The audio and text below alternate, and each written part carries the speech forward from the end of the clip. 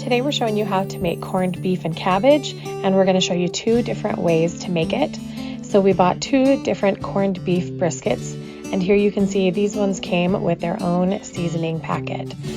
The first way we're going to show you is in the crock pot, and this method we actually took the brisket out of the bag and the brine, and we rinsed it really well, and then we put it in the crock pot.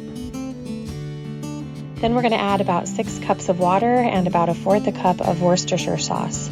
And then we're going to add that seasoning packet that came with the brisket.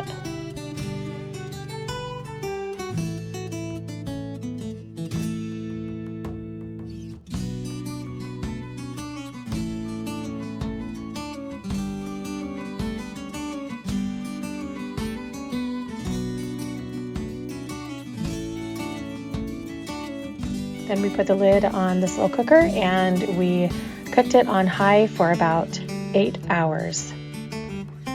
After about 6 hours of cooking in the slow cooker, we cut up a bunch of potatoes and we added potatoes and baby carrots to the crock pot, and then we put the lid back on and let those cook for about another 2 hours.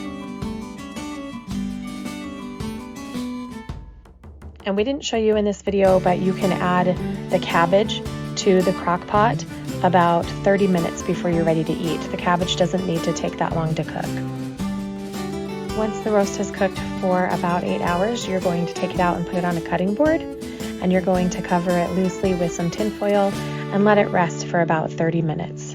This is when you could put the cabbage in the crock pot and let it just cook with the vegetables in the warm, hot water. Now we're going to show you how we made it on the stovetop. This time we decided to try to cook this brisket in the juices that it came in. People have said that it's the brine, but I know that there is plasma in there because when we were done cooking it, there was like cooked plasma in there, and that's not my favorite thing, but this is how we did it, just to see how it would turn out. So we put the seasoning packet in there, and then we put about 6 cups of water again, and then 1/4 cup of Worcestershire sauce, and we covered it and we let it cook for about 6 hours, and on a medium heat. We just made sure that it kept simmering, that the water was constantly bubbling a little bit.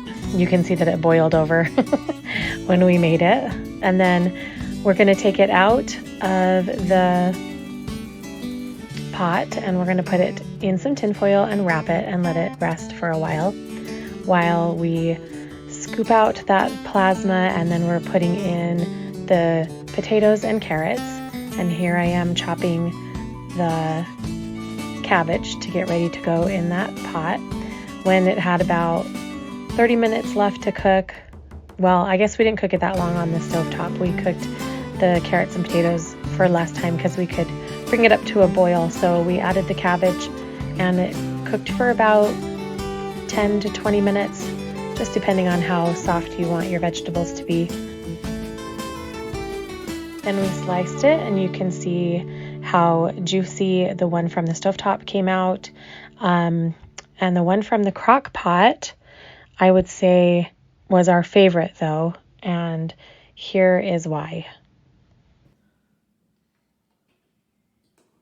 This one was cooked on the stove? Yeah.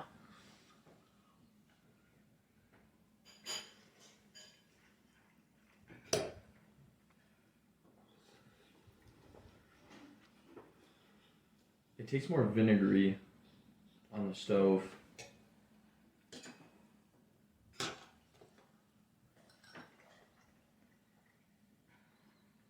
This one tastes like more seasoning and way more flavorful. This one is just like vinegar meat in comparison. Yeah. You can taste the additional brine that we left in on the stove one. It's saltier. Mm-hmm.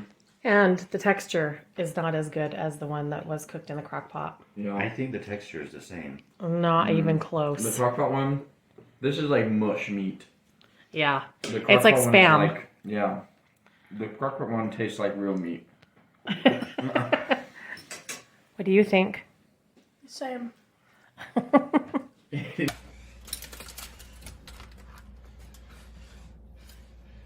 Leaked all over. Hey, I'm videoing.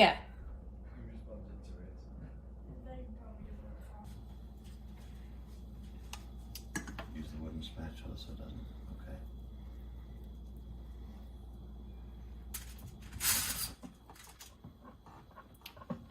Jasper!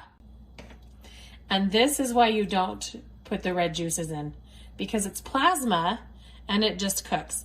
But my husband didn't listen to me about that. Look how disgusting that is!